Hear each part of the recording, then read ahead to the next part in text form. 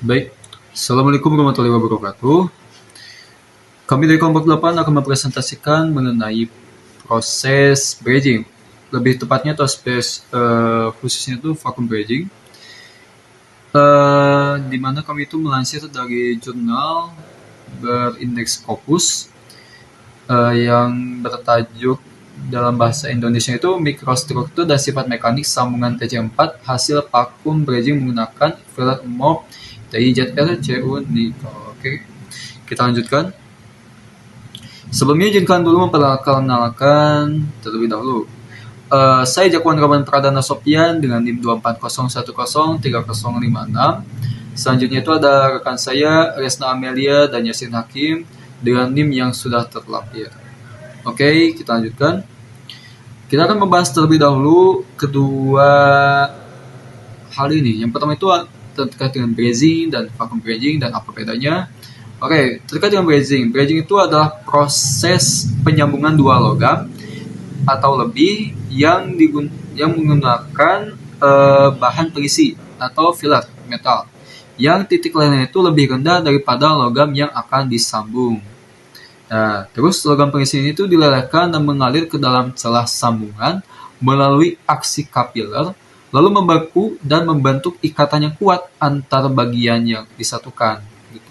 Bagian logam yang satu dan logam yang lainnya yang disatukan akan membuat ikatan yang lebih kuat. Sedangkan logam dasar tetap tidak meleleh selama proses berlangsung. Jadi untuk fillernya sendiri itu menggunakan bahan yang titik lelehnya itu lebih rendah daripada logam itu sendiri. Oke, kita lanjutkan dengan istilah vacuum bridging. Sederhananya vacuum bridging itu merupakan bagian daripada bridging, namun digunakan atau diletakkan pada ruang hampa atau ruang vakum, dan juga prosesnya juga sangat cukup berbeda, di mana ini dilakukan di ruang vakum dengan suhu yang relatif lebih rendah. Gitu. Tujuannya itu untuk menghasilkan pencegahan oksidasi pada logam pengisi dan logam dasar, kemudian meningkatkan aliran logam pengisi ke celah sambungan dan menghasilkan sambungan bersih dan presisi tinggi dengan kekuatan mekanik yang lebih baik. Oke. Selanjutnya itu kita akan membahas mengenai latar belakangnya. Sederhananya kenapa paduan titanium itu TC4, titanium sebagai bahan utamanya, aluminium dan juga vanadium sebagai bahan sekundernya. Ini banyak digunakan karena kuat. Umumnya itu digunakan pada bidang aeroskop dan juga medis. Nah, namun karena sulit disambung dengan fusion welding, malahan bisa mengakibatkan suatu kerapuhan pada logam yang di welding itu.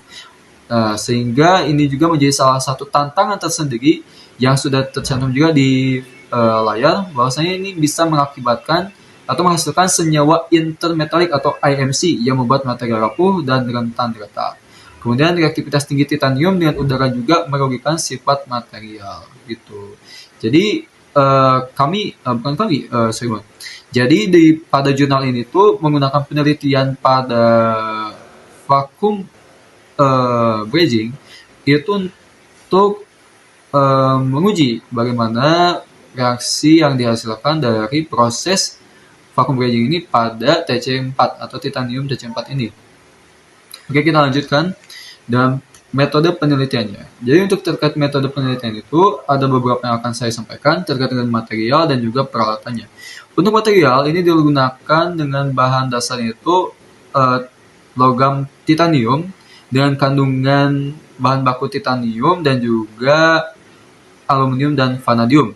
Selanjutnya itu untuk pengisi atau fillernya itu adalah foil MOP dengan kandungan Ti, Zr, Cu dan juga nikel. Tebalnya kurang lebih sekitar 30 mikrometer.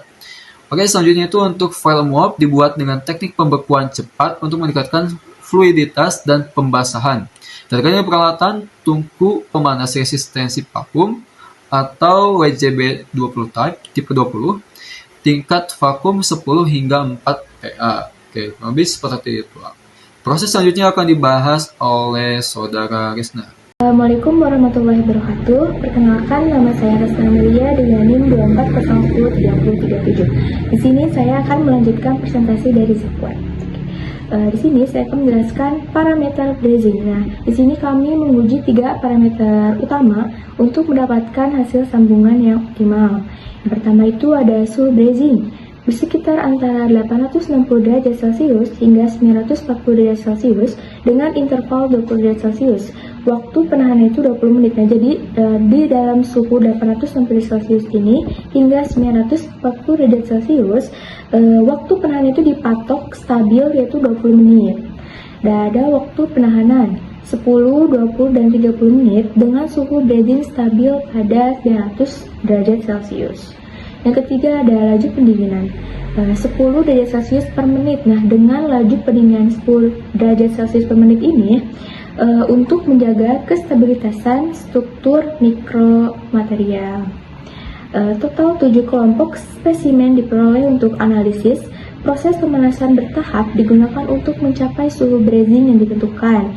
Di sini juga ada grafiknya ya. Grafik ini tuh menunjukkan alur sirkus atau proses pemanasan yang digunakan dalam vakum brazing ini. Nah, grafik ini tuh sangat penting untuk memahami bagaimana suhu dikontrol dari awal hingga akhir untuk mendapatkan hasil sambungan yang paling sempurna. Oke, selanjutnya ada analisis dan pengujian.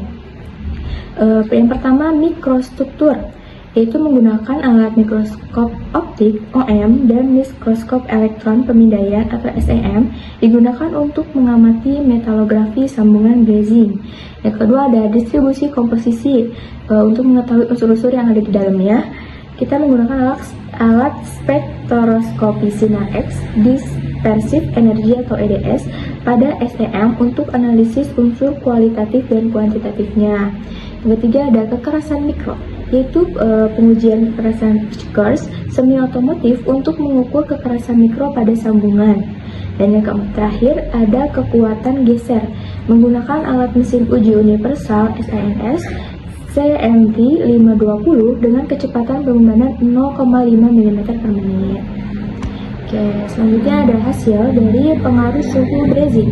Peningkatan suhu brazing ini tuh memperlebar antarmuka sambungan dan meningkatkan ukuran struktur Widmanstatten serta fase getas TiZr atau titanium zirconium 2 dan SuNi atau tembaga nikel. Nah, sekitar suhu 860 derajat Celcius, kekerasan mikro awalnya itu tercatat sebesar 422,8 Hf0,1. Dan sekitar suhu 900 derajat Celcius, kekerasan mikro tertinggi yaitu sebesar 482,6 Hf0,1. Lalu sekitar suhu 940 derajat Celcius, kekerasan mikro itu menurun, tercatat sebesar 392,6 Hf0,1. Nah, pada 940 derajat Celcius, kekuatan geser itu mencapai 223,9 megapascal MPa. Waktu penahanan itu adalah 20 menit. Suhu 900 derajat Celcius ini direkomendasikan untuk mencegah difusi tidak lengkap dan pengasaran struktur Widmanstatten yang berlebihan. Baik, bismillahirrahmanirrahim. Kita akan masuk pada hasil pengaruh waktu penahanan. Perpanjangan waktu penahan dari 10 hingga 30 menit pada 900 derajat Celcius menyebabkan struktur Widmanstatten tumbuh terus-menerus ke arah pusat sambungan. Yang pertama adalah 10 menit. Banyak pengisi brazing residual yang tidak berdifusi sepenuhnya.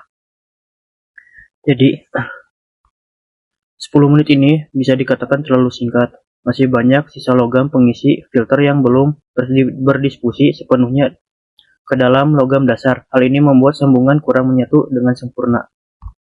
Dan yang kedua itu ada yang 20 menit. Difusi elemen pengisi yang cukup pembentukan senyawa intermetalik TiZr 2 CuNi yang memperkuat sambungan. Kekuatan geser mencapai 137,6 MPa. Untuk di waktu yang kedua ini, bisa dikatakan ini adalah waktu yang cukup optimal. Terjadi difusi elemen pengisi yang cukup dan terbentuk senyawa intermetalik yang berfungsi memperkuat sambungan. Pada durasi ini, kekuatan geser mencapai 137,6 MPa. Waktu ini dianggap paling ideal. Dan yang ketiga yaitu waktu yang 30 menit. Struktur Wittgenstein tumbuh secara berlebihan, membentuk lapisan batas yang tebal. Akibatnya kekuatan geser justru menurun karena pertumbuhan struktur dan senyawa intermetalik yang berlebih tersebut berdampak negatif pada sifat mekanik.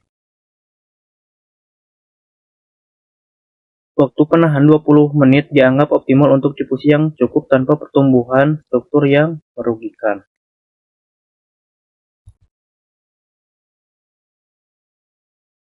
Baik.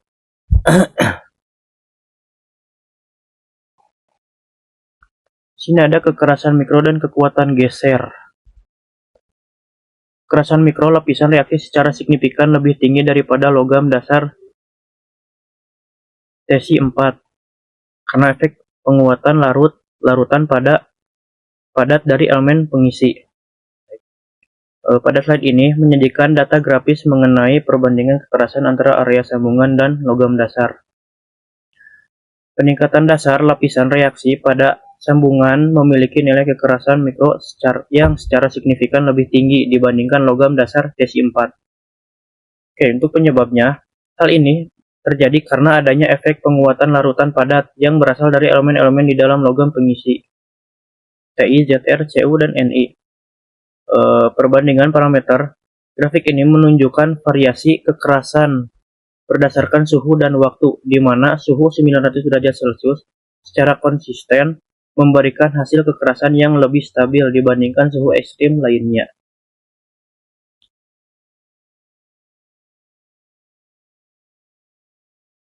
Baik, untuk kesimpulan,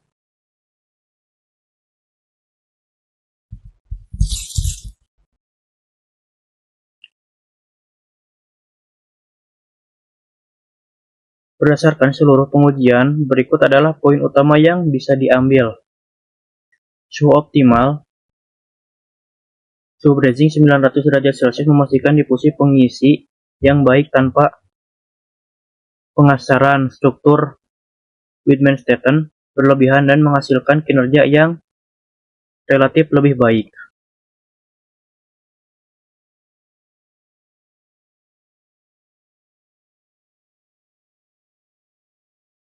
Waktu penahanan ideal, waktu penahanan 20 menit adalah optimal. Waktu yang lebih singkat menyebabkan difusi tidak lengkap, sementara waktu yang lebih lama menyebabkan pertumbuhan struktur Wittgenstein dan IMC yang merugikan.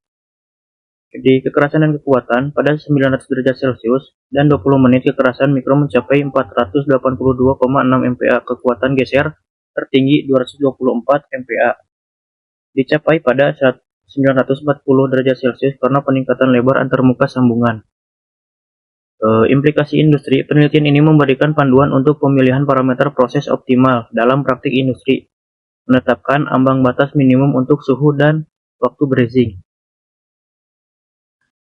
Nah, jadi di suhu ideal, suhu brazing 900 derajat Celcius direkomendasikan untuk mencegah difusi yang tidak lengkap pada suhu rendah atau pengasaran struktur yang berlebihan pada suhu tinggi. Waktu ideal, waktu penahanan 20 menit memberikan keseimbangan terbaik antara difusi elemen dan pertumbuhan struktur mikro. Solusi efektifnya, vakum brazing terbukti menjadi alternatif yang lebih baik daripada pengelasan fusi biasa karena dapat menghindari oksidasi dan pembentukan fase getas yang merusak material titanium. Mungkin sekian yang dapat saya simpulkan, kurang lebihnya mohon maaf.